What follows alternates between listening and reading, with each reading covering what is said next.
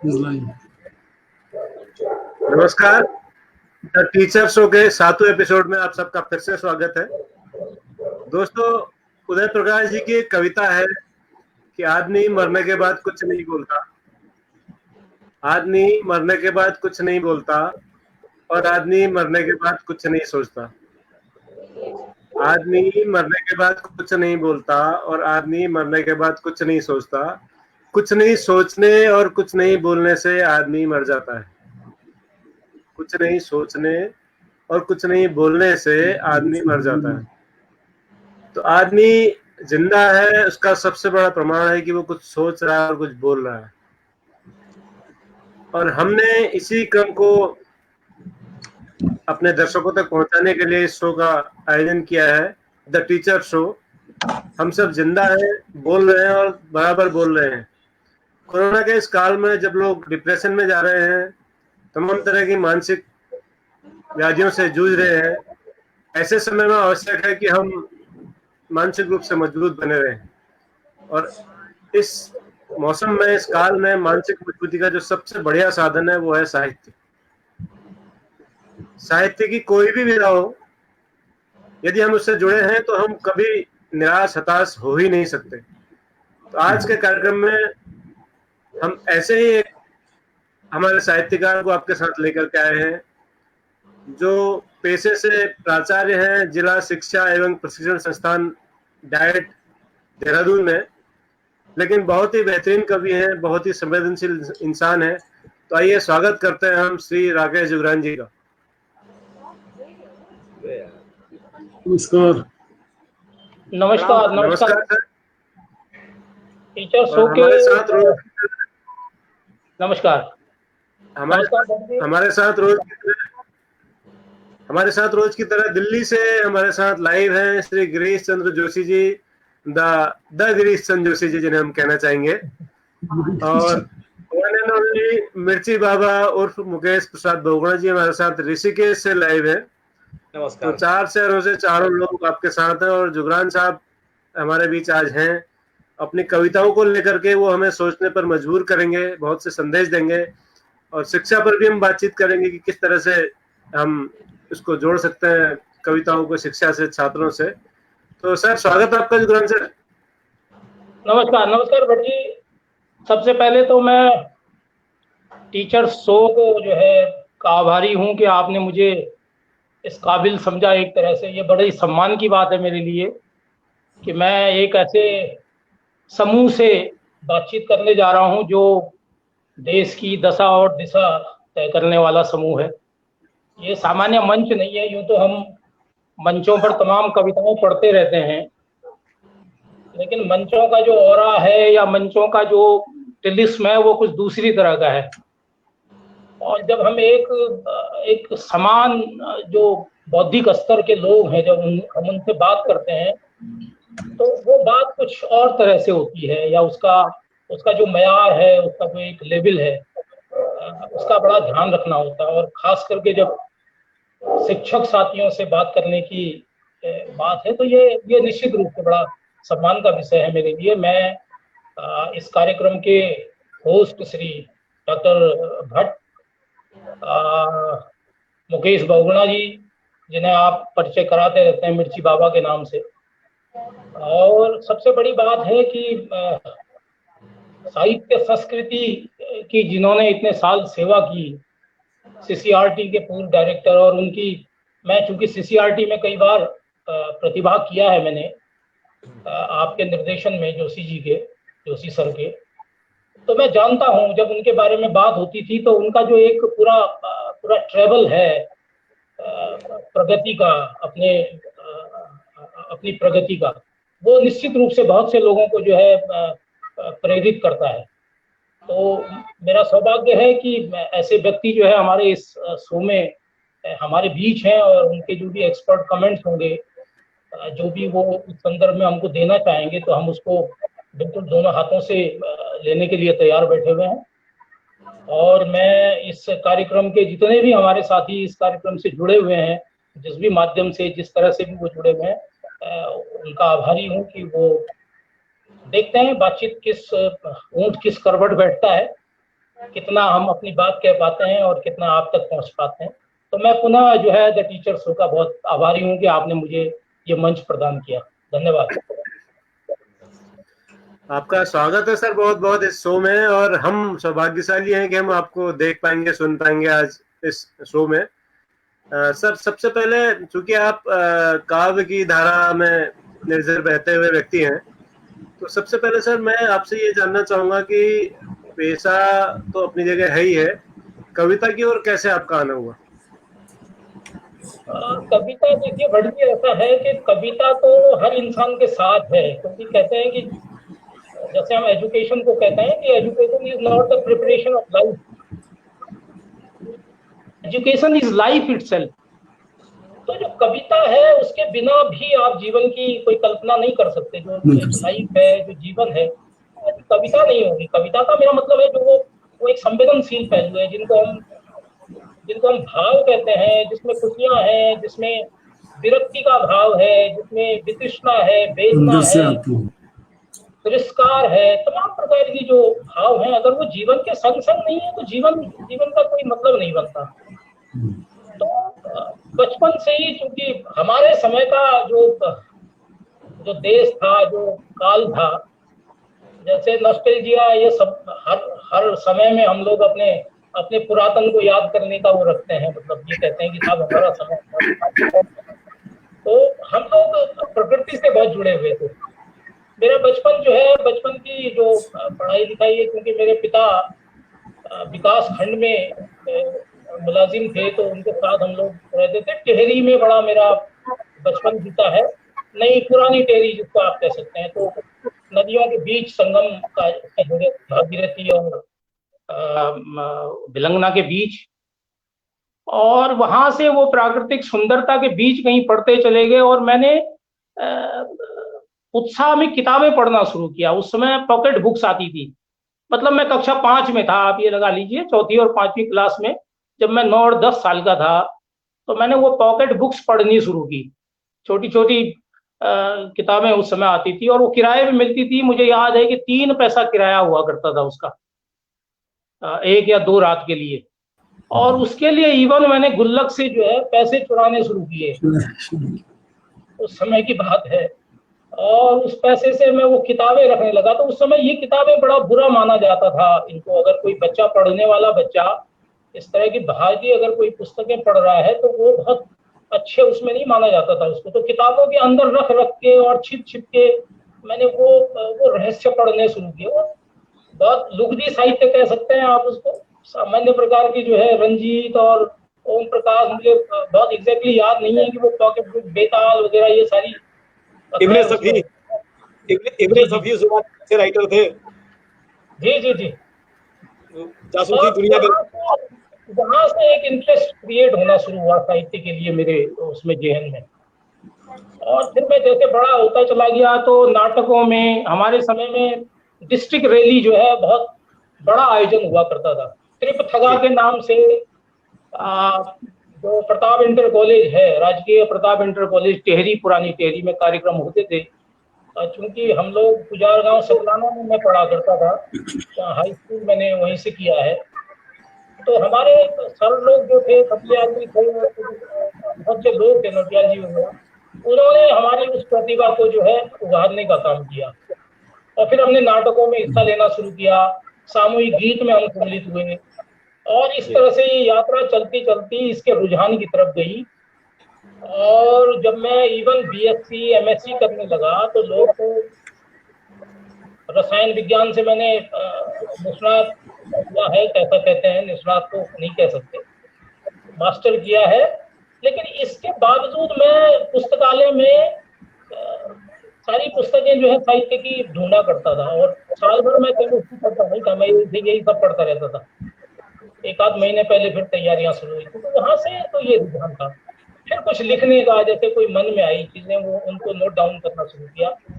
और जब छिपते छिपाते किसी को सुनाया तो लोगों ने कहा ये तो कविता है भाई, ये तो तुम ठीक लिखने लगे। तो वहां से ये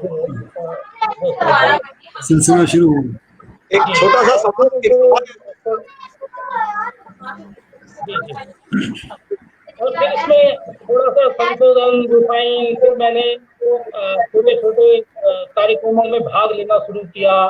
फिर मैं राष्ट्रीय मंचों पर जाने लगा, दिल्ली जाने लगा, मुंबई जाने लगा, कोलकाता, चेन्नई भी मैं कार्यक्रमों में गया हूँ, भिवानी, रेवाड़ी, मतलब जहाँ भी मौका मिलता था हम लोग, इलाहाबाद और लखनऊ तो रेगुलर जाते थे हिंदी साहित्य सम्मेलन के कार्यक्रमों में। वहां से फिर मंचों पर भी शुरुआत हुई और ऐसा हौसला आया कि इसका मतलब हमारा लिखा हुआ कुछ है। कविता की तो समझ मुझे अभी भी नहीं है। कविता के अगर तकनीकी पक्ष में आप पूछने लगेंगे मुझे तो मैं नहीं बता पाऊंगा कि कविता क्या है, लेकिन जो जो भाव आते थे, जो तरीका समझ में आता था, उसे मैंने कहना शुरू किया। तो लोग कहने लगे कि ठीक लिख रहे हो भाई, अच्छा लिख रहे हो, अच्छा लिखते हो। तो यहाँ से ये कार्यक्रम शुरू हुआ सर। एक छोटा सा सवाल मेरा भी है सर। जी जी बरना जी बताइए। आपने कहा कि आप रसायन विज्ञान के छात्र थे, केमिस्ट्री के, और अब कविता से मुझे याद आ गया, कवि जिसे कहते हैं उसे शायर भी कहते हैं, और दो गाने मुझे याद आ रहे हैं। एक वो कहता है कि मैं जब से देखा तुझको, मैं शायर तो नहीं था लेकिन तेरे को देखा जब से मैं शायर बन गया, जब से देखा तुझको है शायर, मुझे शायरी आ गई। हाँ जी। और एक गीत और है, वो मैं कहीं कवि ना बन जाऊं तुम्हारे प्यार में है कविता। तो वो कौन सी केमिस्ट्री थी या वो कौन सी चीज थी जिसने आपको वास्तव में कवि बनाया या शायर बना दिया? ऐसा कोई स्पेसिफिक या पर्टिकुलर कारण तो मैं नहीं कह सकता। करवाइए मत सर, बता दीजिए। बिल्कुल, मैं झिझक नहीं रहा हूँ, मैं बिल्कुल आपको स्पष्ट बताऊंगा। मैं आपका इशारा समझ पा रहा हूँ, लेकिन ऐसा कुछ नहीं था। इशारा तो मैंने कुछ नहीं सर, मैं तो खाली इशारा समझ पा रहा हूँ। ये मिर्ची बाबा ने मिर्ची लगानी शुरू कर दी है सर अभी से। कोई बात नहीं, झेल लेंगे। ऐसा कुछ नहीं था। एक्चुअली हम लोग नेचर से, जैसे मैंने आपसे कहा कि नेचर से मेरा जुड़ाव काफी नजदीक से रहा है। संवेदनाओं का जो भी मुझे तमीज है थोड़ा बहुत, वो मैंने नेचर से प्राप्त की है। या आप कह सकते हैं माँ से। माँ अनपढ़ होते हुए भी माँ जो है बहुत से रामायण और रामलीला के दोहे गीत सुनाया करती थी, तो उससे एक इंसाइट मिलती रहती थी काम करने की। फिर मैंने ट्रैकिंग शुरू की हिमालय में। तो जो जून की छुट्टियां, मैं अध्यापक ही था, अध्यापक ही हूँ, तो हम लोग निकल जाया करते थे जगह जगह। वहां से मैंने नेचर को और नजदीक से और गहनता से जानना शुरू किया। तो संवेदनशीलता जो है थोड़ा सा बढ़ती गई मेरी। मैं चीजों को और गहरे स्तर से जाके जो है महसूस करने लगा। तो मुझे लगता है कि वहां से फिर कविता का जो है प्रस्फुटन हुआ। और मैंने कविता, क्योंकि प्रश्न बहुत अच्छा चल रहा है कि कविता कहाँ से पैदा हुई, मैं एक रचना के माध्यम से ही चाहूंगा कि आप तक ये बात पहुंचा पाऊं कि मैंने कविता को कब जाना, स्वागत, कविता से मेरा जुड़ाव जो है किस तरह से हुआ। मैं कविता के माध्यम से ही आप तक वो बात रखना चाह रहा हूँ। और साथ ही जो हमें देख पा रहे हैं या जो सुन पा रहे हैं, उनसे भी कहना चाह रहा हूँ कि देखिए, बिना संवेदनशीलता के जो बौद्धिकता है ना, वो एकमात्र प्रपंच है, वो केवल घमंड भर है। बिना संवेदनशीलता के, गांधी जी का जो बुनियादी सिद्धांत था, इसीलिए उन्होंने कहा कि भाई दिमाग और दिल और जो हमारा शरीर है उसका जो कोऑर्डिनेशन है, हेड हार्ट एंड हैंड का कोऑर्डिनेशन जो है, जब तक नहीं होगा तो इंसान जो है मुकम्मल नहीं हो सकता। तो उसके लिए बहुत जरूरत है। तो मैंने कविता को कैसे जाना वो मैं आपसे शेयर करने की इजाजत चाहता हूँ। देखिएगा,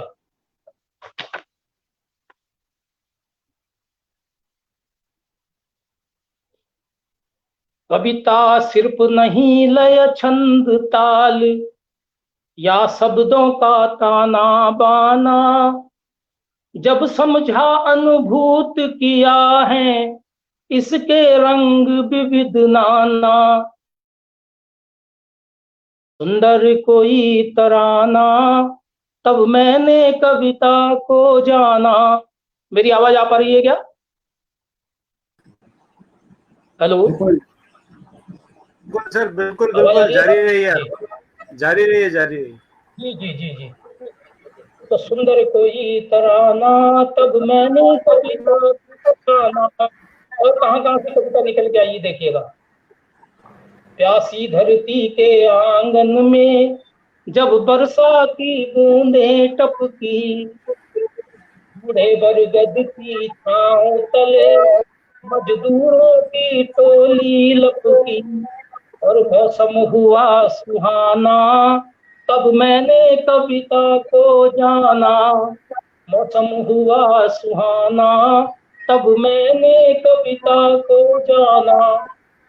और कविता बहुत छोटी छोटी जगहों से किस तरह से आपको प्रेरित करती है, कहाँ से आपको उद्वेलित करती है देखिएगा। चुन चुन कर तिनका तिनका चिड़िया ने नीड़ बनाया, नवजीवन ने आंखें खोली और पंखों को फैलाया। बहुत दूर है जाना तब मैंने कविता को जाना। बहुत दूर है जाना तब मैंने कविता को जाना। और देखिएगा, जब खेतों में सरसों फूली और कायनात झूला झूली, सरसों फूली और कायनात झूला झूली, हुआ परिश्रम फलीभूत कम्मो नाची सुध बुध भूली। अम्मा ने मारा ताना तब मैंने कविता को जाना। अम्मा ने मारा ताना तब मैंने कविता को जाना। तो देखिएगा, जब सांझ हुई सूरज डूबा पशुधन सब घर लौटाया। गांव की ओर ले चलता हूँ आपको, गांव की सांझ की तरफ। जब सांझ हुई सूरज डूबा पशुधन घर लौटाया, कदम ने भर भर दूध दिया, नंदू बछड़ा भी बराया। चंदू ने गाया गाना तब मैंने कविता को जाना। गाया गाना तब मैंने कविता को जाना। खेलते हुए बच्चे देखिए, जब बच्चे खेल रहे होते हैं, अगर आप थोड़ी देर के लिए बच्चों को देख लें तो वो क्या एजुकेशन देता है, क्या हमारी संवेदनशीलता को बढ़ाते हैं। देखिए, इनकी शैतानी हाय तौबा, बच्चे आफत की पुड़िया है, भोले चेहरे पर मत जाना, इनकी सरदार इन गुड़िया है। इनकी शैतानी हाय तौबा, बच्चे आफत की पुड़िया है, भोले चेहरे पर मत जाना, इनकी सरदार इन गुड़िया है। कितना मासूम बहाना तब मैंने कविता को जाना। कितना मासूम बहाना तब मैंने कविता को जाना। बहुत सुंदर, बहुत सुंदर। जीवन या कविता सिर्फ उल्लास की चीज नहीं है। इसमें जब तक दुख गम और परेशानियां वेदना का जो है तत्व जो है नहीं मिलेगा, तब तक कविता या जीवन पूर्ण नहीं होता। तो देखिए, जब जीवन पथ अवरुद्ध हुआ, संगी साथी सब छूट गए। कोरोना के काल में तो बहुत ही सार्थक है, ये देखिए जा रहे हैं लोग अपने चाहने वाले। जब जीवन पथ अवरुद्ध हुआ, संगी साथी सब छूट गए, भरी गगरिया जो रीति सपनों के संबल टूट गए। जीवन जैसे बेगाना तब मैंने कविता को जाना। जैसे बेगाना तब मैंने कविता को जाना। और दो बंद और, क्योंकि मुकम्मल तक पहुंचाना चाहता हूँ। हरे भरे जंगल की गर्दन जब आरी से कटती है, यहाँ से संवेदना आती। हरे भरे जंगल की गर्दन जब आरी से कटती है, शोकाकुल संगीत नदी का सुन सुन छाती फटती है। कितना बेदर्द जमाना तब मैंने कविता को जाना। कितना बेदर्द जमाना तब मैंने कविता को जाना। और सकारात्मक 4 पंक्तियां और हैं कि ऐसा नहीं है जीवन अवरुद्ध हुआ, लोग टूटते हैं और फिर आगे बढ़ते हैं। हमचू सब्जा बारहा रोइदा ईम, रूमी साहब की ये कविता है और इसमें वो कहते हैं कि हम हरियाली की तरह बार बार उगे हैं। हरियाली सूखती है, पाँव के तले आगे खत्म हो जाती है, लेकिन फिर बरसात आने पर हरियाली हो जाती है। तो यही जीवन का भाव है। घोर निराशा के पल में जब लगा के सब कुछ हार गए, उठकर हिम्मत की बाह पकड़ हर हम तैर के नदिया पार गए। घोर निराशा के पल में जब लगा के सब कुछ हार गए, उठकर हिम्मत की बाह पकड़ हम तैर के नदिया पार गए। सुख दुख है आना जाना तब मैंने कविता है आना जाना तब मैंने कविता को जाना।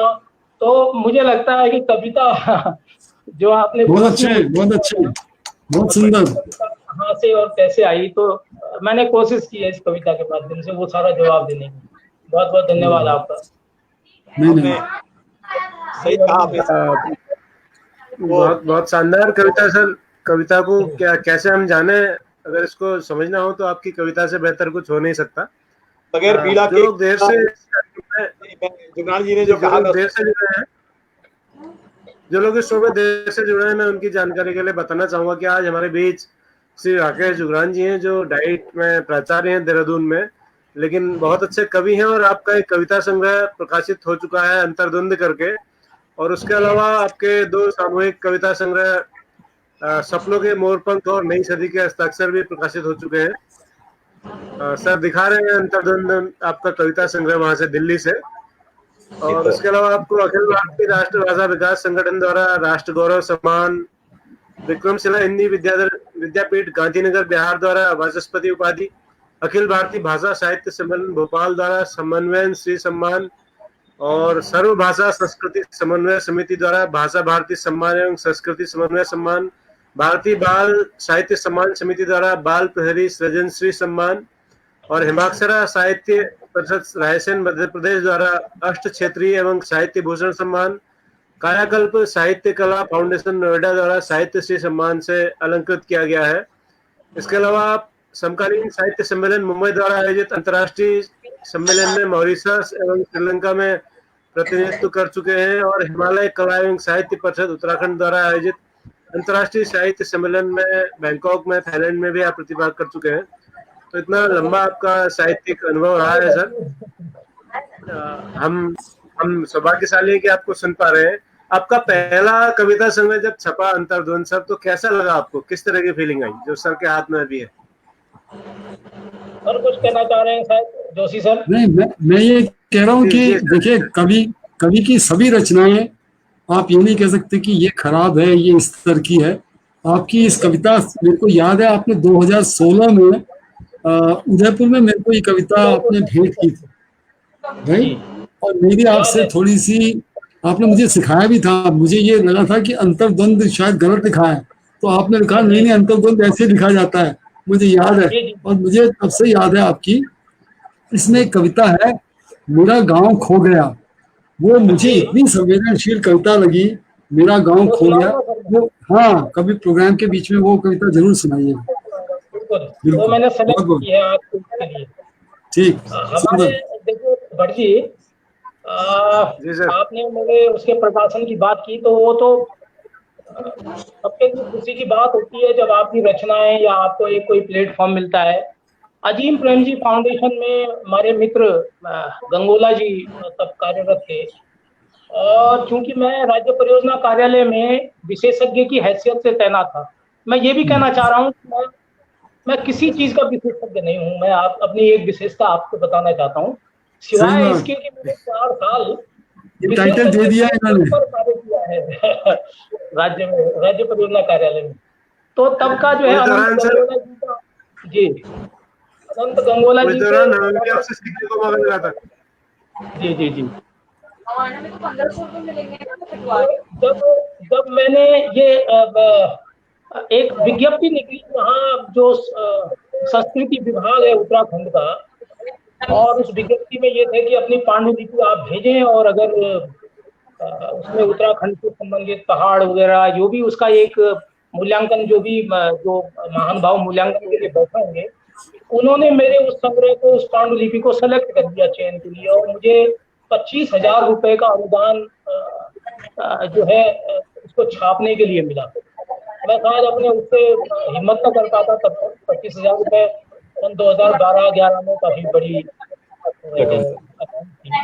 तो फिर मुझे संबल मिला कि भाई जब सरकार की ओर से और संस्कृति विभाग की ओर से जब सारी सहायता दी जा रही है तो क्यों ना इसको, तो जैसा हुआ फिर प्रशासन से संपर्क करके और ये छपा। अब इसका जो एक औपचारिक उद्घाटन जिसको हम कहते हैं कि औपचारिक लोकार्पण कैसे किया जाए, लोगों तक कैसे पहुंचाया जाए, तो बातचीत में कोई ऐसा संदर्भ आया और गंगोला जी ने कहा कि इसको हम जो है अजीम प्रेम जी फाउंडेशन के सांस्कृतिक कार्यक्रम के अंतर्गत इसका लोकार्पण करवाते हैं, बहुत अच्छा कार्यक्रम होगा। और कविता, जीवन में कविता के मायने क्या है, इसको लेके एक कार्यक्रम किया जाएगा। और फिर वो एक बढ़िया सा कार्यक्रम, बहुत ही शानदार कार्यक्रम रहा, जिसमें हमारे जान पहचान के लोग भी आए थे। और चूंकि मेरे इस काव्य संग्रह की भूमिका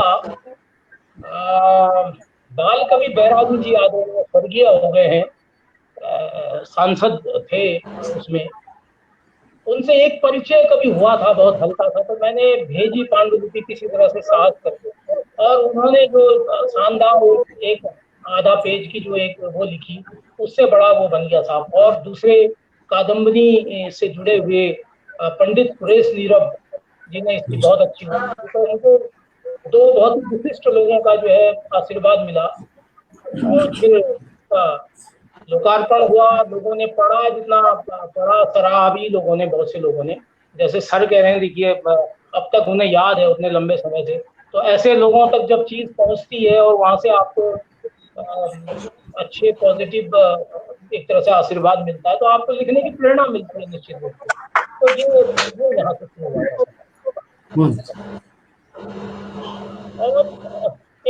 और एक कोटेशन में अपने जो प्रशिक्षण की भाषा है हमारी, भट्ट जी 2 मिनट मुझे और दीजिए, आप पूछें उससे पहले। सर साथ में सवाल भी आ रहे हैं, आप स्क्रीन में आपके सवाल भी देखते जाइएगा। अच्छा, सवाल भी आ रहे हैं। जी, मैं कोशिश करूंगा सर पढ़ने की। तो ये हमारे रेगुलर श्रोता हैं जावेद जी, जावेद इकबाल जी हैं। ये क्या कह रहे हैं?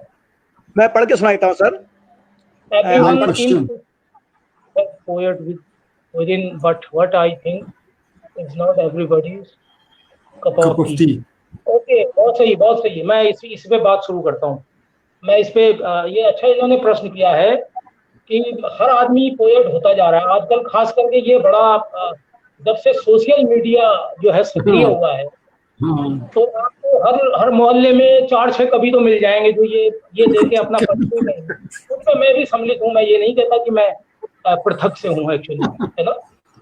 तो लेकिन कविता, देखिए साथियों, कविता बहुत महीन और बहुत मुलायम चीज है। जैसे जो मैंने अभी आपको अपनी बात बताई, उसमें आपने कुछ बिंदु ऐसे पकड़े होंगे जो बहुत छोटे हैं, जिनको हम सामान्यतः नोट नहीं करते। तो जब वो नोटिंग शुरू होती है, या वो संवेदनाओं के आप उन स्तरों को खंगालने लगते हैं, तो आप जितनी परतें उघाड़ते चले जाएंगे संवेदनाओं की। जैसे मैं आपको उदाहरण देता हूँ कि चट्टानों के दर्द को यदि आप महसूस करें, पत्थर की चीख सुनने की अगर तमीज आपके अंदर आ जाए, आप बहती हुई नदियों की फुफकारियां सुन पाए, जंगलों की कहा अगर आपको सुनने में मिले, या पंछियों का कलरव आपको खुशी से भर दे, ये सारी संवेदनाएं जब आपके अंदर आ जाएंगी, तो वैसे ये तो उनका सही कहना है कि हर आदमी के अंदर एक कवि है। हार कैसे आएगी ये डिपेंड करता है उस आदमी की यूज करने की क्षमता पे। बाकी तो शब्द होते हैं, वो आपके समझे हुए को और जाने हुए को जो है शब्द उतारने का काम भर करते हैं। बाकी तो जो आप अंदर आपके चल रहा होता है, जो उद्वेलन होता है, वो कविता है। तो कविता सिर्फ छंद ताल या कुछ शब्दों का मिलान भर नहीं है, ये तो एहसास है, और ये ये एक तराना हाँ, है, समझ लीजिए आप, एक गीत है जिंदगी का। बहुत क्योंकि कहते सुंदर, हैं कि आँख, बहुत अच्छा। एक एक बड़ी सुंदर कहावत है, मैं वो भी शेयर करना चाहूंगा। कहते हैं कि आंख हो लेकिन सौंदर्य दिखाई न दे, कान क्या हो फायदा। लेकिन संगीत तो सुनाई दे, दिमाग हो लेकिन सत्य अबूझा रह जाए, और दिल हो लेकिन न वो दहले न दहके। तो समझ लीजिए ये बड़ी खतरनाक परिस्थितियां हैं। बिल्कुल आप अपने बिल्कुल। इंद्रियों का अगर सर्वश्रेष्ठ उपयोग कर लेते हैं तो आप निश्चित रूप से कवि होने की सारी रिक्वायरमेंट को जो है पूरी करते हैं। लेकिन कवि होना साहब यूं इसके दायरे हैं, ऐसा नहीं कि हर बहुत आदमी सुंदर बात, कविता के अंदर। एक बहुत शेर सुंदर कहा बात। गया है, एक कहते हैं कि गुलों से बात करने की इजाजत उसको किसने दी। ये किसी का गुलों बहुत से बात करने की इजाजत उसको किसने दी। गुलों से बात करने की इजाजत उसको किसने दी, सलीका तक नहीं जिसको चमन में पांव रखने का। बहुत मतलब हाय ये बढ़िया। नहीं हाय, कि क्या हर कोई जो है चला है साहब पांव रखते हुए। उसके लिए गुल गुल से बात करने की तमीज होनी चाहिए, पौधों से और पुष्पों से। तो मुझे लगता है जो साहब पूछ रहे थे उनकी मैं कुछ नहीं नहीं, बिल्कुल जावेद को और हमारे सभी श्रोताओं को बहुत अच्छा लगेगा आपका प्रत्युत्तर जो है, बहुत जी सर, सुंदर, धन्यवाद सर बहुत बहुत सुंदर। आपका। और इस कार्यक्रम के माध्यम से एक और मैं एक बहुत सुंदर चीज है, आपने बड़ी जी भट्ट सर। जी और बगना जी की बड़ी सुंदर ये पहल है कि द टीचर शो के नाम से थोड़ा देर से ही सही, जब लोग उगने लगे हैं लाइव प्रोग्राम से, तो आपने इस एक कार्यक्रम की शुरुआत की है और इसमें आप ऐसे लोगों को सामने लाने का प्रयास कर रहे हैं कि जो बहुत छिपे हुए हैं दूर, जिनके अंदर योग्यता है बहुत। आजकल आप शिक्षा सरिता का आपने एक जो ग्रुप बनाया है, उसमें जब आप शिक्षक साथियों की प्रतिभाओं का जो है प्रकटन कर रहे हैं, तो तब समझ में आता है कि बताइए कितने कितने जानकार और कितने कितने गुणी लोग हमारे विभाग में हैं, और वो अब तक जो है छिपे हुए थे। कहते हैं ना, गुरुवत में सुबह शाम कोई पूछता नहीं, गुरुवत में सुबह शाम कोई पूछता नहीं, ये भी है क्या मकाम कोई पूछता नहीं, लंका में हो रही क्या है बात है, रावण नवाजियां, वन में पड़े हैं राम कोई पूछता नहीं।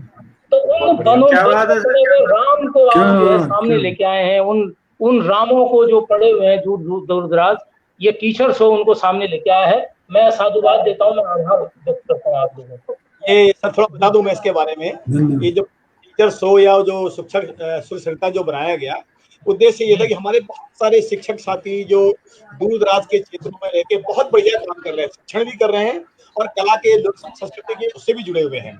तो होता क्या था कि जो हमारा मीडिया है, मेन स्ट्रीम मीडिया हो या सोशल मीडिया हो, इसमें नकारात्मक चीजों को बहुत ज्यादा तूल दिया जाता है, बहुत दूर तक। और जो जी सकारात्मक जी कार्य जी हो, सामाजिक कार्य हो रहे हैं, सांस्कृतिक कार्य आते हैं, थोड़ी देर के लिए हट जाते हैं, सामान्य आगे जी तक नहीं पहुंच पाते हैं। तो हमारी कोशिश ये थी कि टीचर शो के माध्यम से या फेसबुक के जो शिक्षक सुर सरिता बनाया है, तो जी। उसके माध्यम से हम ऐसे अध्यापकों को, ऐसे शिक्षकों को हम इनकी बात को आगे ला सके। बहुत सारी चीज अच्छी आ रही है, निकल करके आ रही है। अच्छाई को तो बहुना जी, अच्छाई को तो लड़ना ही पड़ेगा, क्योंकि बुराई तो बहुत मुखर होती है। जी बिल्कुल बिल्कुल। बुराइयां मुखर होती हैं और अच्छाई दबी रहती है, तो उसको तो कष्ट झेलने ही पड़ेंगे आगे आने के लिए। तो उसके लिए भी साधुवाद है आपका और उन साथियों का जो इससे जुड़ रहे हैं, और एक एक कारवां सर बनता चले जाएगा कि सर ये कष्ट सफर जो गामजन है कामयाबी की तरफ, कारवां की जी शक्ल लेगा देख लेना एक दिन, हम भी बहुत लहराएंगे परचम देख लेना एक दिन। बहुत बढ़िया। जी, और थैंक यू आपने सर। आपने जो कहा ना कष्ट, अगर कष्ट नहीं होता, पीड़ा नहीं होती, तो शायद कविता निकलती भी नहीं। वाल्मीकि ने जो पहली कविता लिखी थी, तो योग भी जब होगा। क्रॉस किया गया ऑडियो था। की दिक्कत है थोड़ी सी। मेरी आवाज आ रही है क्या? जी जी, आ रही है आ रही है। तो जो पहली कविता मानी जाती है संस्कृत की, रुको। वाल्मीकि ने जो लिखी थी, वो क्रॉच पक्षी के विरह पे एक का वध कर दिया गया था शिकारी ने, तो उसमें लिखी जी थी। एक कवि ने लिखा जी भी जी होगा, वियोगी होगा पहला कवि, आज से निकला होगा गान। तो कविता करने के लिए या कविता वहां से सीखने उपजा के होगा लिए गान। पीड़ा पीड़ा का एहसास जो कर सकता है, वही कविता का भी एहसास कर सकता है। पत्थरों को जी जी जी बिल्कुल। पत्थरों को पीड़ा नहीं होती तो पत्थर कविता भी नहीं लिख सकते। जी सर। जी। बहुत बहुत धन्यवाद सर बगुड़ा जी आपका। मैं सर आपसे ये अनुरोध करना चाहूंगा, जोशी सर ने जो कविता कही है उसको हम सुनेंगे, लेकिन आपको अगर याद हो आपने पहली कविता जो लिखी थी, अगर उसको हमारे श्रोताओं दर्शकों को आप सुना सकें तो मजा आ जाए। जी बिल्कुल, बहुत अच्छी आपने बात की। और एकदम पहली कविता तो नहीं कह सकते, लेकिन जो जो शुरुआत थी कविताओं को लिखने की, उनमें मैं कुछ एक कविता कुछ बेहतर उसमें लिख पाया, जो कि मुझे लगता है कि उसको मैं सुनाता भी हूँ आपको। उसकी 2 पंक्तियां मैं आपको सुनाता हूँ, जो सामाजिक सद्भाव को ध्यान में रख के बनाई गई है कि अदला बदली कर ले आओ गीता और कुरान की। इसकी बहुत ज्यादा जरूरत है, बल्कि आज के उसमें जमाने में, आज के दिन दुनिया में। अदला बदली कर ले आओ गीता और कुरान की, मजहब की अब बातें छोड़ो, बात करें इंसान की। आओ जुम्मन चाचा आओ, आओ रामू पापा आओ, बैठ के आओ बातें कर ले खेतों और खलियान की। अदला बदली कर ले आओ गीता और कुरान की, मजहब की अब बात करें इंसान की। तो ये बिल्कुल में है। और ये 4 लाइनें बहुत बेहतर बन पाई, बल्कि कई शिक्षक साथियों ने इसको प्रार्थना की तरह भी अपने विद्यालयों में जो है प्रयुक्त करने की कोशिश की, तो मैं उनका भी आभारी हूँ। जी ये बढ़िया जी। और जैसे थोड़ा सा बगुड़ा जी की बात को और थोड़ा सा आगे बनाने की कोशिश करता हूँ। बगुड़ा जी ने जैसे कहा कि कविता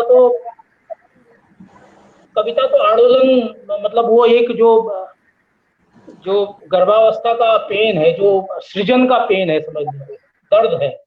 कविता पेनफुल जर्नी है, ये लग्जरी नहीं है। कविता जो है लग्जरी नहीं है, ये तो एक जर्नी है, और दर्द भरी जर्नी है, आप ये समझ लीजिए। दर्द इसके साथ बहुत आवश्यक तत्व है। और पोएट्री इज अटरली स्पॉन्टेनियस, जैसे कहा गया है। तो कविता तो नाजिल है साहब, कविता तो ईश्वरीय झरना है, जो जब आशीर्वाद मिलेगा तब आप कविता लिखना शुरू करेंगे। मेरी आवाज आ पा रही है क्या भट्ट जी? आपकी आवाज लगातार आ रही है सर। हम आपको स्क्रीन में इसलिए रख रहे हैं कि आपको बहुत अच्छे से सब लोग देख सके और सुन सके, इसलिए हम बाकी लोग स्क्रीन पे हट रहे हैं। आप बोलते रहिए सर। और कीट्स ने भी कहा है सर, जो कीट्स जो है बड़े कवि हुए हैं, वो भी पोएट के बारे में लिखते हैं कि if poetry comes not as naturally as to him as the leaves to the tree, it had better not come at all. अगर पेड़ में पत्ते की तरह कविता नहीं आती है तो बेकार, फिर कविता नहीं आए कभी तो बहुत अच्छा है। तो इतना संवेदनशील मसला है। रगों में दौड़ने फिरने के हम नहीं कायल, जो आंख ही से न टपके फिर वो लहू क्या है। लहू क्या है, ये कविता का सर क्या आपने गालिब को कोट किया सर। आप चूंकि कविता के साथ साथ शिक्षा में भी बहुत लंबे समय से बहुत गहराई से काम कर रहे हैं, और काफी समय तक मैं भी आपके संपर्क में सानिध्य में रहा। बालिका शिक्षा में कार्य करने के दौरान परियोजना में जब आप थे तो हम भी उसी दौरान रहे सर आपके साथ। तो शिक्षा सर, खासकर अगर हम बच्चों की बात करें तो कविता कैसे उन्हें आगे बढ़ाती है, कैसे उन्हें मदद करती है पढ़ने लिखने में और जीवन को समृद्ध बनाने में? ये तो बहुत ही बेहतर प्रश्न है। और प्रश्न क्या है, ये तो जग जाहिर है कि यदि शिक्षा में साहित्य का योग नहीं है, साहित्य और शिक्षा का यदि मेल नहीं है, तो हम साक्षर तो बना लेंगे किसी व्यक्ति को, लेकिन शिक्षित होना जो है तब तक लाजिम नहीं है जब तक संवेदना के तत्व या साहित्य के तत्व, संस्कृति के तत्व जो है उनके साथ घालमेल नहीं है। यानी कि मैं शिक्षा को लर्निंग आउटकम के रूप में देखता हूं। यदि क्लासरूम की शिक्षा व्यवहार में परिणित नहीं हो रही है, आप व्यक्ति के व्यवहार में वो शिक्षा जो है रिफ्लेक्ट नहीं हो पा रही है, उसके सामाजिक व्यवहार में, सामाजिक बर्ताव में, लोगों की खुशियों में, लोगों के उत्सव में, गमी में, दुख में, सामूहिकता में, तो फिर जो है शिक्षा के कोई मायने नहीं है। तो सौंदर्य बोध तो एनसीएफ 2005 भी ये कहता है कि शिक्षा के साथ शिक्षा का बहुत बड़ा उद्देश्य जो है सौंदर्य बोध है। यदि बच्चा या स्टूडेंट सौंदर्य बोध नहीं जानता, वो चीजों को महीन रूप से अनुभव करना नहीं जानता, तो शिक्षा होने का कोई मतलब नहीं है। बच्चों में ये तत्व इसलिए आवश्यक है कि भाषा, जब हम भाषा की बात करते हैं तो भाषाई तत्वों में भाषा की नीरसता को मिटाने के लिए जो साधन है वो कविता से बेहतर कुछ नहीं हो सकता। और यदि हम अपने बचपन को याद करें कि हमारे सीखने सिखाने की प्रक्रियाएं इन्हीं छोटी छोटी कविताओं के माध्यम से शुरू हुई है। जब हम पढ़ा करते थे उठो लाल अब आंखें खोलो, और कितनी सरल वो माँ मुझे सिला दो झगोला, कितनी कविताएं कंठस्थ थी।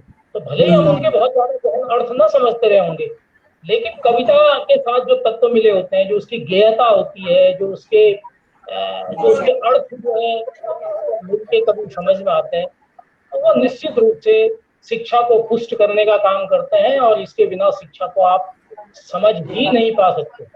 मैं आपको 4 पंक्तियां भाषा के संबंध में, तत्वों के संबंध में जो है अपनी बात को जो है असिस्ट करने की कोशिश करूंगा। भाषा के जो 4 कौशल कहे गए हैं कि सुनना, बोलना, पढ़ना और फिर लिखना, ये 4 कौशल जो है भाषा के कहे जाते हैं। और ये क्रमशः है, मतलब इसी स्तर से चलते हैं। बच्चा सुनता है, फिर वो बोलना शुरू करता है, फिर वो पढ़ता है और फिर वो लिखता है।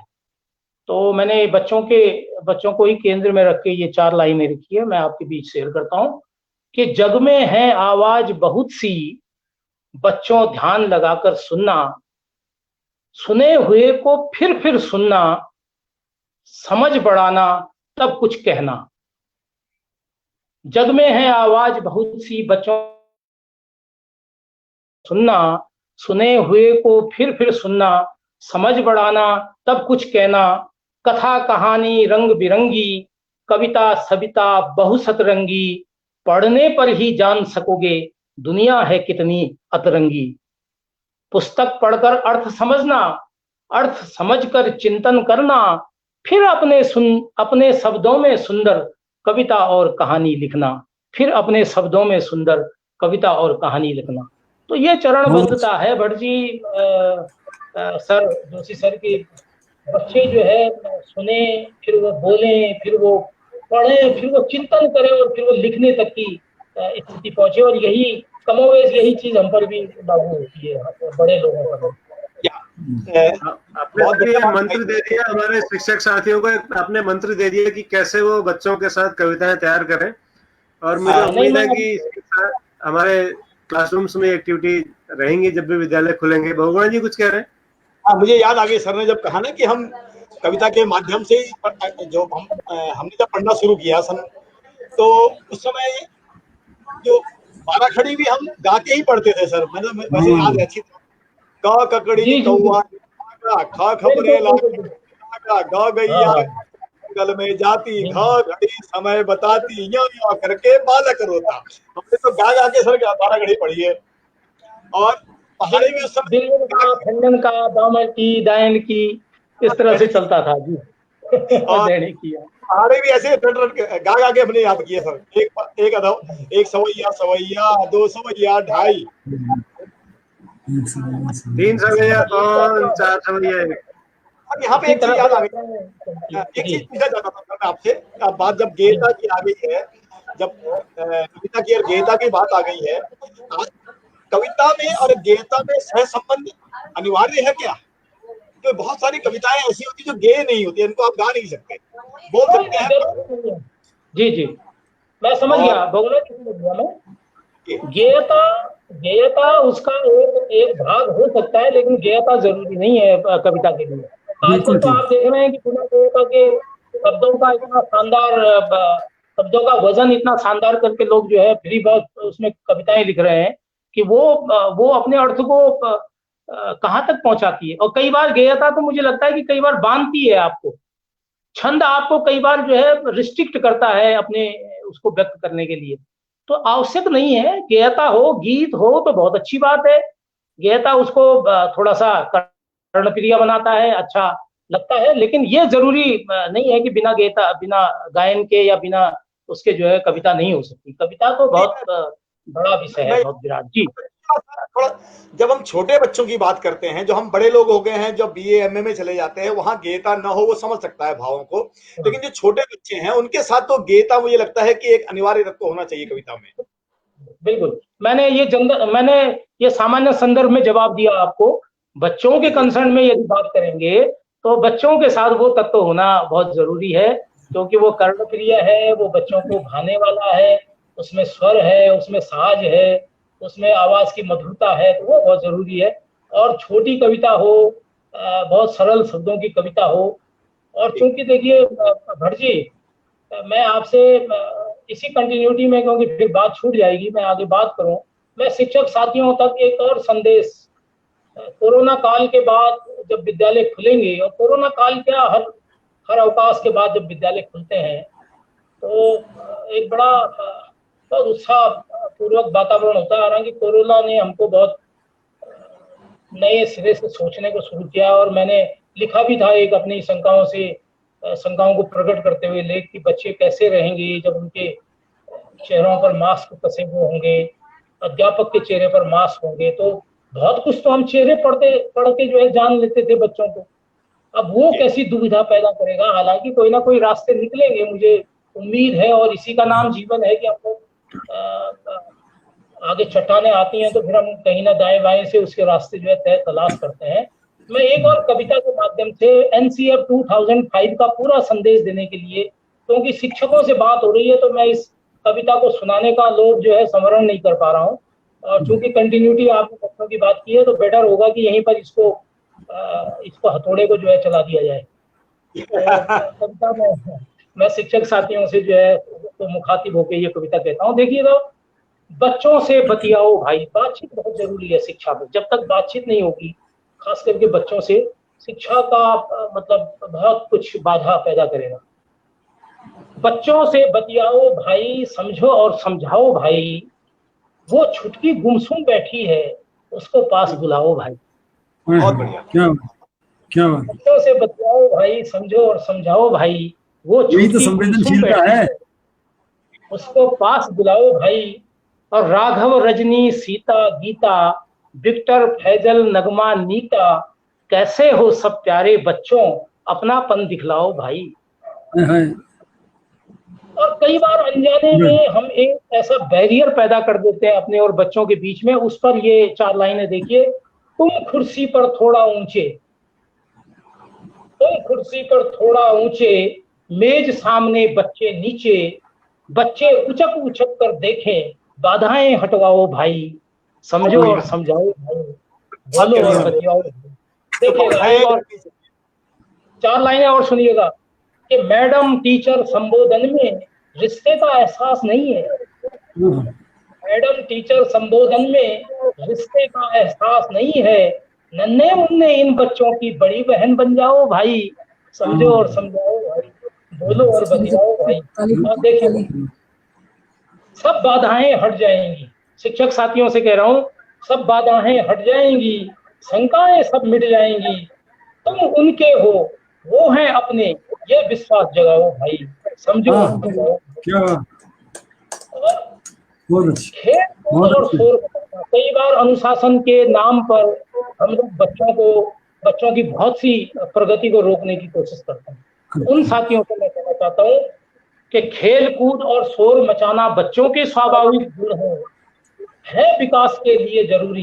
तुम भी तान मिलाओ भाई, अरे तुम भी कूदो ना, आपको क्या दिक्कत हो रही है बच्चों के साथ, कुछ अच्छा ही लगेगा आपको। और देखिएगा एनसीएफ 2005 जो कहता है, वो 4 लाइनें मैं इसमें देने की कोशिश करते हूँ कि बच्चे परखें और फिर जाने, कंस्ट्रक्शन ऑफ नॉलेज जिसको कहा जाता है, ज्ञान का सृजन, उन पे थोपिए मत। बच्चे परखें और फिर जाने, बिना समझ के ना कुछ माने, उन्हें सीखने के अवसर हों, ऐसे जतन जुटाओ भाई, समझो और समझाओ भाई, उनसे कुछ बतियाओ भाई। और एक और बड़ा जो बहुत बड़ा बैरियर है हमारे समाज में अभी भी, उसको भी दूर करने की मैं आह्वान करता हूं अपने शिक्षक साथियों से कि भेदभाव और ऊंच नीच की दीवारें सब ढह जाएं, संविधान के इस विचार को करके उन्हें सिखाओ भाई, समझो और समझाओ भाई, बोलो और बचाओ भाई, वो छुट्टी गुमसुम बैठी है, उसको पास बुलाओ भाई। कभी किसी की पीठ को थपथपा के तो देखिए, उसके सर पे हाथ फेर के तो देखिए, उसकी जिंदगी बदल जाएगी, पूरी पूरे जीवन का उसका मार्ग बदल जाएगा उस बच्चे का। तो ये मैं शिक्षक साथियों से जो है बिल्कुल करबद्ध जो है अनुरोध करना चाहता हूँ। जी भट्ट जी, मैं अपनी बात बहुत बहुत धन्यवाद सर। इस बीच चूंकि समय की अपनी सीमाएं हैं, तो हम थोड़ा सा जो हमारा रोज का एक सेगमेंट है उसकी ओर बढ़ते हैं। आदरणीय जोशी सर ने कल 5 सवाल किए थे। इनका एक आपकी स्क्रीन पर, वो 5 सवाल आपकी स्क्रीन पर है, और मैं निवेदन करूंगा सर आप इनका उत्तर हमारे दर्शकों को बताने की कृपा करेंगे। देखिए, रामा, दधीह, बाबी और तुकाश्मी किस पौधे की मुख्य किस्में हैं? ये तुलसी जी को कहा जाता है। तुलसी जी के बहुत नाम हैं, उनमें से कुछ नाम ये हैं। तो प्रश्न एक तो ये हो गया कि ये तुलसी जी के नाम है। प्रश्न 2 था कि फ्यूजन बम किसे कहा जाता है? तो हमने हाइड्रोजन बम के बारे में बहुत सुना है। हाइड्रोजन बम बहुत पावरफुल है, लेकिन और हाइड्रोजन बम को थर्मोन्यूक्लियर बम भी कहा जाता है।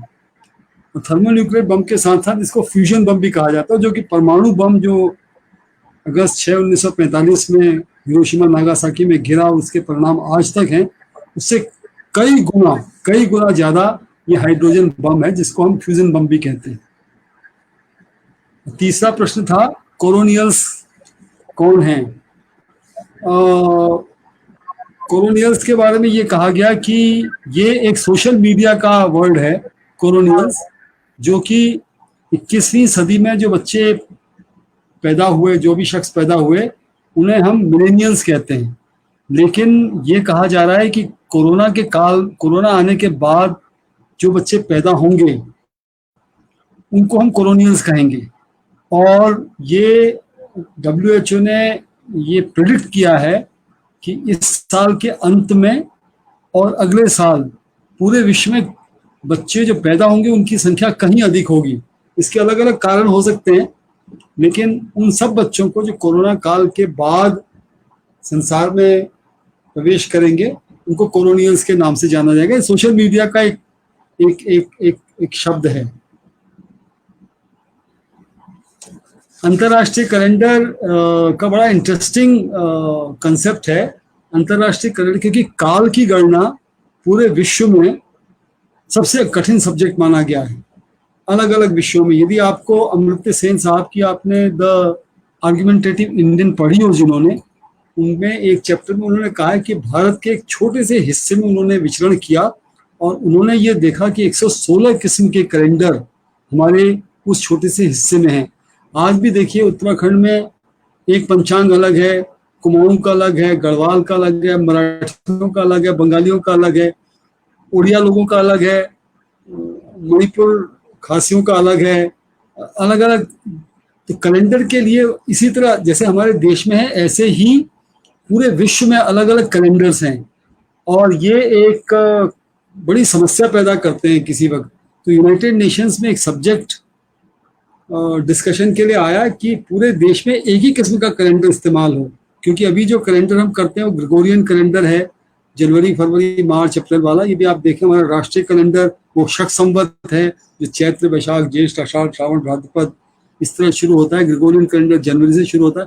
तो जो डिस्कशन होते होते हमारे देश के बहुत बड़े, कहना चाहिए, और माना भी लोगों ने कि 100 इंडियंस हु मेड इंडिया, उसमें उनका नाम आता है श्री PC महानुबोलिस।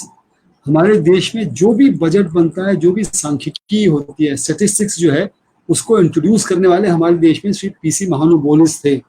PC महानुबोलिस साहब को चेयरमैन बनाया गया यूनाइटेड नेशंस ने उस कैलेंडर कमेटी का। उन्होंने एक कैलेंडर का कंसेप्ट यूनाइटेड नेशंस को सबमिट किया और देशों के विद्वानों के साथ मिलकर उस कमेटी में, और वो एक बड़ा इंटरेस्टिंग कैलेंडर है। उसको हम अंतर्राष्ट्रीय कैलेंडर कहते हैं। जिस दिन पारित होगा मैं नहीं जानता, हम कोई नहीं जानते किस दिन पारित होगा।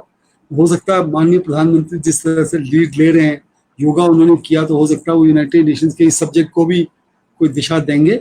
लेकिन अंतर्राष्ट्रीय कैलेंडर वो कैलेंडर है जिसे PC महानुबोलिस जी की अध्यक्षता में भारत ने यूनाइटेड नेशंस में सबमिट किया है। और उसमें खास बात यह कि उसमें पहला दिन हर माह का संडे को शुरू होगा। और मेरे पास उसके कई डिटेल्स हैं जो मैं यहाँ प्रोजेक्ट नहीं कर सकता, लेकिन जो जो इच्छुक हैं वो मुझे लिखेंगे यदि, तो मैं उनको एक पूरी डिटेल्स भेज दूँ। और ये जो ये तो ब्रेकिंग न्यूज हो गई सर। हाँ, ये तो ब्रेकिंग न्यूज हो गई आज की। ये ब्रेकिंग न्यूज हो गई। अच्छा, चलिए अच्छी बात है, कोई पहुंचा दे ऊपर ऊपर तक ये बात। ये जो गदो देहे उस्तोय औजो महे वगैरह हैं, ये बीमारियों के नाम हैं। आयुर्वेद में कई ग्रंथ हुए, कई ग्रंथ लिखे गए, जैसे चरक जी ने लिखा या सुश्रुत जी ने लिखा। उसमें एक भैष्य रत्नावली के नाम से गोविंदास जी ने, जो बंगाल के आयुर्वेद के विद्वान थे, उन्होंने लिखा है। उसमें उन्होंने इन बीमारियों के नाम दिए, इन बीमारियों को ठीक करने की विधि बताई है। तो ये सब बीमारियों के नाम है। यही आज के उत्तर थे। और जो प्रश्न है वो आप रख दीजिएगा। प्रश्न तो जी, आज का प्रश्न है, पहला प्रश्न है, विरेचन और कषाय या कषाय क्या है? जी। और दूसरा प्रश्न ये रहा स्क्रीन पर आपके सामने, आनो भद्रा कृतो यंतु विश्वतः, ये किसका मुख्य वाक्य है? किस संस्था का मुख्य वाक्य है? तीसरा प्रश्न ये रहा सर, यह है कि ग्राम्य जीवन की आत्मा एवं स्त्री विमर्श किस भारतीय कलाकारा की विश्व प्रसिद्ध रचनाएं हैं? किस कलाकारा की हैं ये? और चौथा है कि भारत का कौन सा क्षेत्र 3 अन्य राज्यों में भी स्थित है? और 5वां प्रश्न था कि भीमकाय धनेश क्या है, ये किससे संबंध रखते हैं? ये 5 प्रश्नों के उत्तर हम कल थोड़ी सी अलग अलग विषयों को जोड़ेंगे। लेकिन आज जुगरान साहब के साथ मजा आ गया। अभी इनकी गांव वाली कविता जरूर सुनिएगा। हाँ सर, उसी कविता की ओर बढ़ते हैं। जुगरान सर, समय चूंकि उसकी एक सीमा है, तो मैं आपसे निवेदन करूंगा, जो गांव वाली कविता का जिक्र मैंने आपको पहली बार सर देहरादून में सुना था, अनंत गंगोला जी का कविता संग्रह अंतर्मन का जब विमोचन हुआ था गिरधा के सानिध्य में, वही कविता थी। जी जी, तो मुझे मतलब वो छू गई थी वो कविता, और उस दिन मुझे पता लगा था कि आप कितने गहरे संवेदनाओं के व्यक्तित्व वाले व्यक्ति हैं। अब ये तो कहने को बहुत कुछ था और छूट गया, क्या बताएं, कुछ समझ में नहीं आ रहा है। कोरोना काल में बहुत रचनाएं हुई, बहुत सा कुछ कहने का कोशिश किया, उसमें मैं थोड़ा सा एक हास्य का वो आपको देता हूँ, और तब मैं 4 लाइनें कविता की, जितना समय मिल पाएगा, जितना आप इजाजत देंगे। गज़्म अकबराबादी की एक बहुत कुछ बड़ी प्रसिद्ध पंक्तियां हैं कि चंद तस्वीरें बुता, चंद हसीनों के खतूत, बाद मरने के मेरे घर से ये सामान निकला। तो कोरोना काल में जो कवि है, जो शायर है, वो बहुत डरा हुआ है मौत से, और उसकी जो है प्राथमिकताएं बदल गई हैं। वो इसको करना नहीं जानता अब तो वो लिखता है कि चंद सैनिटाइजर, मास्क और हैंड वॉश कर लो, बाद मरने के मेरे घर से वो सामान निकला। ये कोरोना काल का कवि है और मरने से बड़ा डरा हुआ है बेचारा। और एक वो भी कहा जाता है कि आप मौत के डर से नाहक परेशान हैं, आप जिंदा कहाँ हैं जो मर जाएंगे। मरने के लिए जिंदा होना पड़ेगा था, मरा हुआ आदमी क्या मरेगा? जिनके चेहरे पहले ही छिपे हुए थे, वो मास्क लगाए ना लगाए, चेहरा तो छिपे हुआ है, मास्क तो घर की चीज है। तो चलिए सर, मैं आपके आदेश का पालन करते हुए गांव खो गया उस कविता की ओर आपको पहुंचाता हूँ, और फिर मौका मिलेगा तभी तो फिर और बातें होंगी। तो मेरा गांव खो गया। मैं जब बचपन का गांव देखता हूँ, और जब हालिया समय में जब मैं जवान हुआ, या एक लंबे अंतराल के बाद जब गांव पहुंचा, तो पलायन और तमाम प्रकार की दुश्वारियां, गंदगियां, राजनीति गांव में आ गई है। तो मुझे लगा कि मेरा गांव खो गया है। तो देखिए कैसे खोया। न ठिठा ठिठोली, न ठट्टा ठिठोली, मेरा गांव खो गया, न चंदन न रोली, मेरा गांव खो गया। खो गई जानी कहाँ बैलों की जोड़ियां, आती नहीं नजर कहीं बुलबुल निगोड़ियां, न घंटी न टन, मेरा गांव खो गया, न चिड़िया न चुन चुन, मेरा गांव खो गया। और कैसा खोया गांव? हल धर की बाट जोहते सूने पड़े हैं खेत, बंजर पड़ी जमीन में मिट्टी हुई है रेत, न खेत न खलिहान मेरा गांव खो गया, सोने पर मकान मेरा गांव खो गया। और देखिएगा,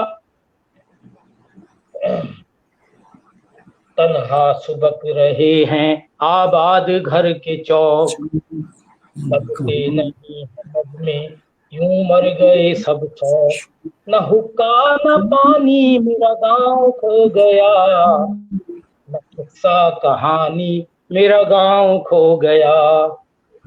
और जो गांव की सुंदरता है वो देखिएगा कि मासूम सोख चंचल अल्लड़ जवानियां, ढूंढू नहीं मिलती कहीं वो सब निशानियां, न मेला न रेला मेरा गांव खो गया, वेला मेरा गांव खो गया। गांव की जो जवानी थी वो मस्त मस्त बांकुरे शर्मीले नौजवान, वो खेल वो तमाशे वो मेल अब कहाँ, न लट्ठा मेरा गांव खो गया, न प्यार का झपट्टा मेरा गांव खो गया। वाह वाह वाह वाह। उसके साथ मैं अपनी बात को विराम दूंगा कि है उदास छांव भी बरगद उदास है, मेरे गांव के हालात पर हर शय उदास है, भाव शंका मेरा गांव खो गया, जैसे उजाड़ लंका मेरा गांव खो गया, न ठट्टा ठिठोली मेरा गांव खो गया, न चंदन न रोली मेरा गांव खो गया। धन्यवाद भट्ट जी।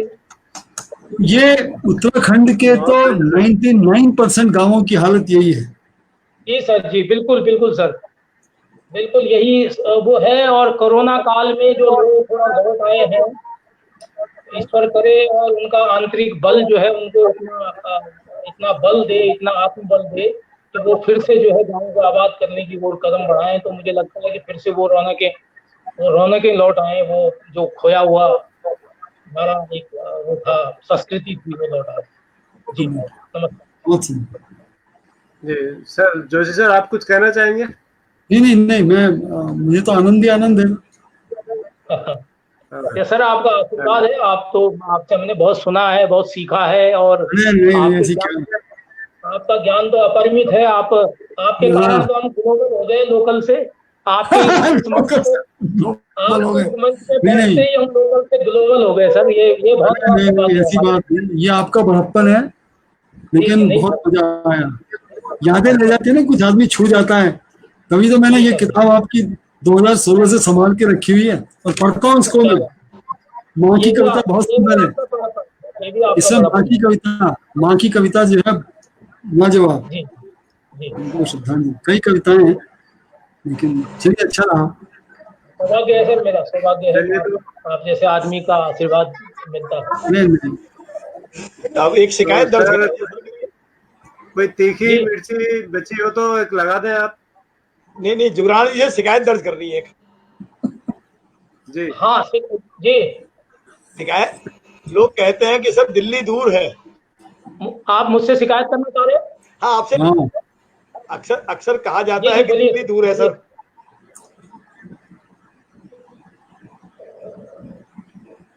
हेलो, हम बोलिए भंडारी जी। तीसरे प्रश्न का उत्तर दिए जोशी जी। सर आज के तीसरे प्रश्न का हाँ, स्क्रीन पर है सर, आप देखिए सही है कि गलत? नहीं, गलत है। वो सिमोन दी बाउअर भारतीय कलाकार नहीं है। ज्योति जी ने अच्छा प्रयास किया होगा, लेकिन सिमोन दी बाउअर भारतीय कलाकार नहीं है। शायद प्रश्न ध्यान से सुना नहीं। वो भारतीय कलाकार हैं। जी बगुड़ा जी, आप कुछ मिर्ची लगाने वाले थे। चलिए, बगुड़ा जी से हमारा संपर्क नहीं हो पा रहा सर, शायद नेटवर्क की कुछ प्रॉब्लम है। तो सर आप आखिरी कुछ पंक्तियां हमारे दर्शकों को कहना चाहेंगे जुगरान सर? बिल्कुल मैं ये कहना चाहूंगा कि देखिए, कोरोना काल में जो भी दिक्कतें आई हैं वो आई हैं, और मानव सभ्यता में ये दौर तो तमाम आए हैं, इससे पहले भी आए हैं। इसका थोड़ा सा परिमाप बड़ा है, आकार बड़ा है, लेकिन हम इससे उबर लेंगे। यही मानवता है, यही सभ्यता का विकास हमें बताता है। तो मैं 4 जो है पंक्तियां, उसकी आशाओं की पंक्तियां जो है आपके बीच में रखना चाह रहा हूँ। तो अंधकार ने जब जब अपना तुरसा सा मुंह खोला है, हुंकारे ले दूर क्षितिज से निकला आग का गोला है। क्या बात। और बुरे वक्त की उम्र बहुत थोड़ी है, इसको समझाओ। बुरे वक्त की उम्र बहुत थोड़ी है, इसको समझाओ। शंकाओं से ग्रसित हरदम मन भी कितना भूला है। अंधकार ने जब जब अपना सुरसा सामा खोला है, हुंकारे ने दूर क्षितिज से निकला आग का गोला है। तो आग का गोला निकलने वाला है, चिंता मत कीजिए। अंधेरा दूर हटने वाला है, उजाला होने वाला है। तो मैं बहुत बहुत शुभकामनाएं देता हूँ और पुनः एक बार आभार व्यक्त करता हूँ टीचर्स का कि आपने मुझे ये मंच प्रदान किया कि मैं अधिक साथियों तक में अपनी बात को पहुंचा पाया। बहुत सुंदर सर, बहुत सुंदर। स्नेह बनाए रखिएगा इसी तरह। अरे स्नेह जी, आज के शो के लिए सर हम आपके बहुत बहुत आभारी हैं जुगरान सर। और साथ में हम आज के हमारे दोनों जो हमारे कोस्ट हैं मुकेश प्रसाद डोगरा जी और दिल्ली से हमारे विशेष टिप्पणी कर रहे हैं श्री गिरीश चंद्र जोशी जी, आप दोनों का भी हम टीचर्स की ओर से, टीचर शो की ओर से बहुत बहुत ये आज आपने बिल्कुल ठीक कहा। विशेष टिप्पणी करने वाले विशेषज्ञ नहीं, आप विशेषज्ञ की परिभाषा जुगरान साहब। आप विशेषज्ञ हैं सर, इसमें कोई? अरे नहीं नहीं, ऐसी कोई बात नहीं। आप हैं, हम नहीं है। हम तो पढ़ ले रहे हैं विशेषज्ञ के, लेकिन आप जो है वास्तव में विशेषज्ञ हैं। अरे नहीं नहीं, अपना भी हाल तेरे जैसा है, क्या करें सनम, मौसम ऐसा है।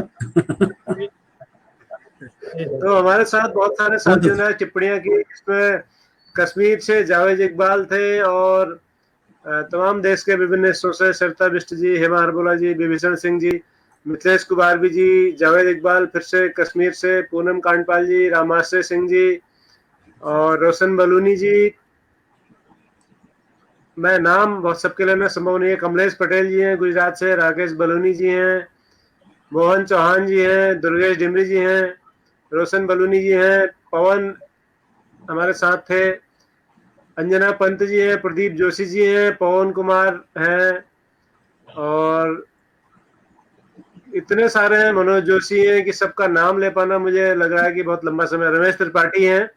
तो और भी बहुत सारे लोगों ने टिप्पणियां की होंगी, लेकिन वो मुझ तक नहीं पहुंची क्योंकि वो मेरी वॉल पर नहीं होंगी। तो आप सभी दर्शकों से अनुरोध है कि आप चाहते हैं कि आपकी टिप्पणियां हमारे विशेषज्ञों तक, हमारे मेहमानों तक लाइव पहुंचे, तो मेरी वॉल पर आकर के इस कार्यक्रम पर टिप्पणी करिएगा। और आज का ये कार्यक्रम आपको अच्छा लगा, मैं फीडबैक दीजिएगा। ये शो की रिकॉर्डिंग मेरी वॉल पर और दूसरे ग्रुप्स में जहाँ शेयर है, लाइव रहेगी और आने वाले समय में हम इसे यूट्यूब में भी शेयर करेंगे। कल हम ऐसे ही एक नए मेहमान के साथ होंगे जो आपको फिजिक्स में संगीत पढ़ाएंगे या संगीत में फिजिक्स बताएंगे। तो कल हमारे साथ होंगे एक बांसुरी वादक जो हमारे विभाग में प्रवक्ता है, राजकीय इंटर कॉलेज पटवा नगर नैनीताल में। तो वो बांसुरी आपको बनाना भी बताएंगे। मजे की बात बताएंगे कि बांसुरी का विज्ञान से क्या संबंध है, उसके जो स्वर है उनका क्या संबंध है। तो बहुत रोचक रहने वाला है कल का सत्र। और अगर कोई धुन आप सुनना चाहते हैं बांसुरी में लाइव, तो हमें लाइव आकर के अपनी फरमाइश भेजिएगा। हम कोशिश करेंगे कि गोपाल जी आपकी इच्छाएं पूरी करें। गोपाल वैसे भी सबकी इच्छाएं पूरी करते हैं।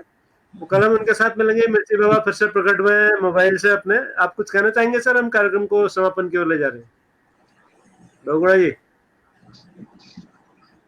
उन तक मेरी आवाज शायद फिर आ गया था फिर। जी जी, बहुत अच्छे, आ गए जी। डोगरा जी बोलिए। तो हेलो हाँ हेलो, बोलिए बगुड़ा जी बोलिए सर, बोलिए। आज मिस्टर इंडिया हो रहे हैं बगुड़ा जी, कभी प्रकट हो रहे हैं फिर गायब हो रहे हैं। तो कोई बात नहीं, कल हम उनको अच्छी तरह से प्रकट करेंगे। तो मैं आप सभी दर्शकों श्रोताओं का बहुत बहुत धन्यवाद ज्ञापित करता हूँ। आप सब ने जो प्रेम दिया, स्नेह दिया। कल नए शो में ठीक 7 बजे आपसे मिलते हैं। तब तक के लिए नमस्कार, शुभ रात्रि, शब्बा खैर, नमस्कार। Thank you. बहुत अच्छी।